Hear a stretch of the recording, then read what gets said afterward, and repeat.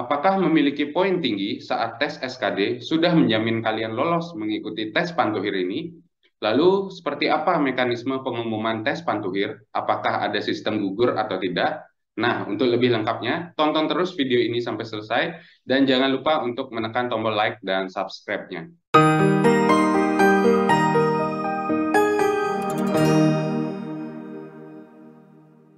Yo yo yo, halo teman-teman, apa kabar? Bertemu lagi bersama saya Putra di channel Putra Perhubungan. Dan di video kali ini kita akan membahas terkait kapan pengumuman tes Pantuhir dan seperti apa mekanisme dari pengumuman tes Pantuhir. Apakah ada sistem gugur atau tidak? Nah, di video kali ini kakak akan membahasnya karena begitu banyaknya pertanyaan-pertanyaan yang kalian berikan kepada kakak baik melalui Telegram maupun DM Instagram yang menanyakan terkait hal tersebut. Dan langsung saja kakak menanyakan kepada sumber yang dapat dipercaya, namun beliau mengatakan terkait hal yang akan kakak sampaikan ini belum bersifat final, hanya sekedar prediksi.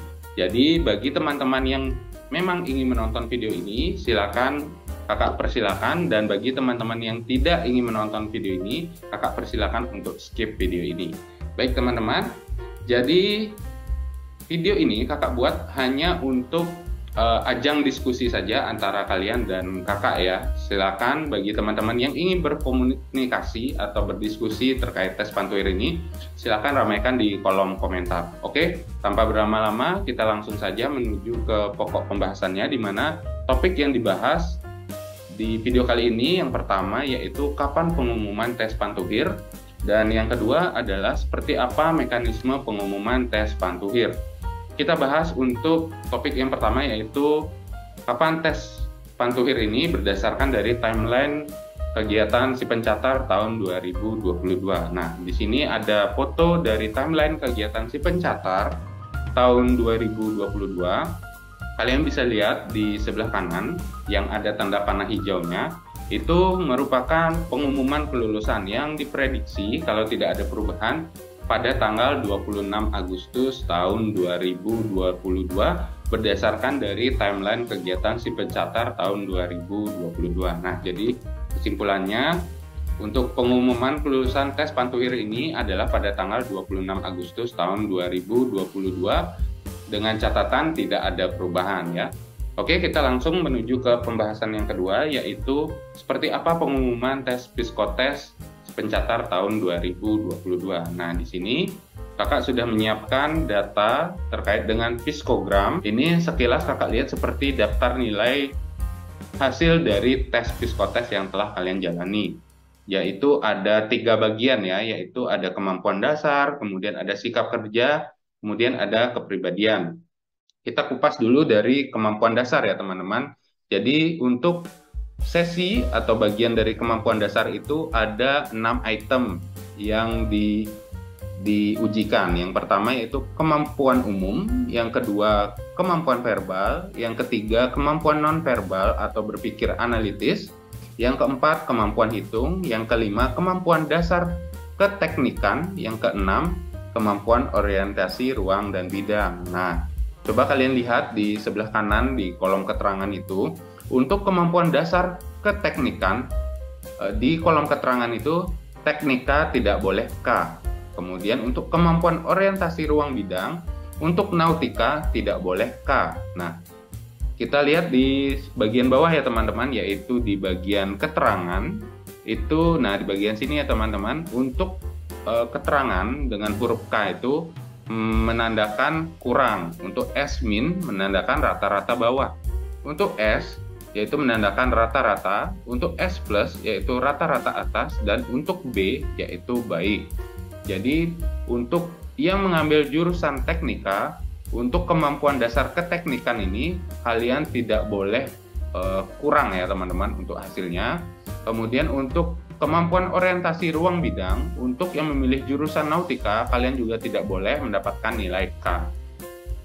Oke, kita langsung menuju ke sesi atau di bagian sikap kerja itu ada 3 item yang diujikan. Yang pertama yaitu ketelitian dan konsentrasi, yang kedua kecepatan kerja, yang ketiga adalah ketahanan kerja.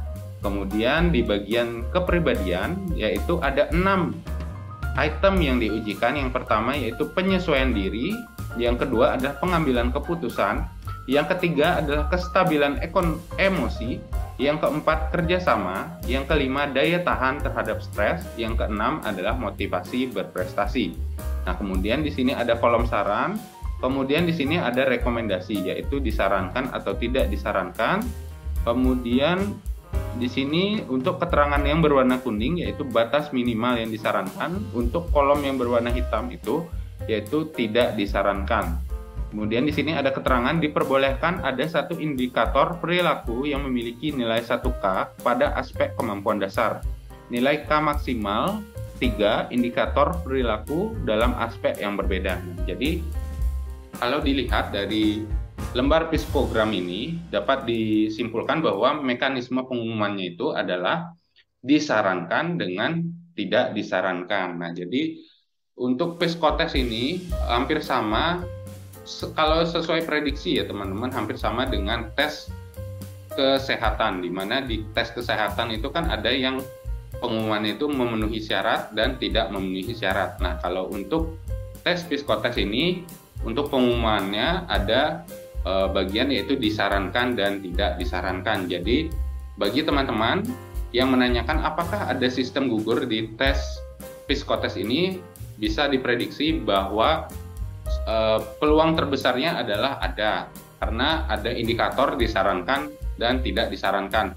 Jadi meskipun nilai kalian tinggi pada saat tes SKD, tes kesemapaan maupun tes kesehatan, namun pada saat tes psikotes ini kalian mendapatkan label tidak disarankan, seperti narasumber yang memberikan informasi kepada kakak bahwa itu berakibat kalian tidak lolos di ujian si pencatat ini. Jadi seperti itu teman-teman, pendapat dari kakak yang bersumber dari narasumber yang kebetulan bekerja di instansi perhubungan. Jadi ini juga belum final ya teman-teman untuk hasil dari mekanisme pengumumannya ini, tapi prediksinya sih seperti itu. Jadi bagi teman-teman yang belum mengikuti tes psikotes, kakak sarankan untuk benar-benar mengikuti tes psikotes itu agar hasil kalian bisa maksimal ya.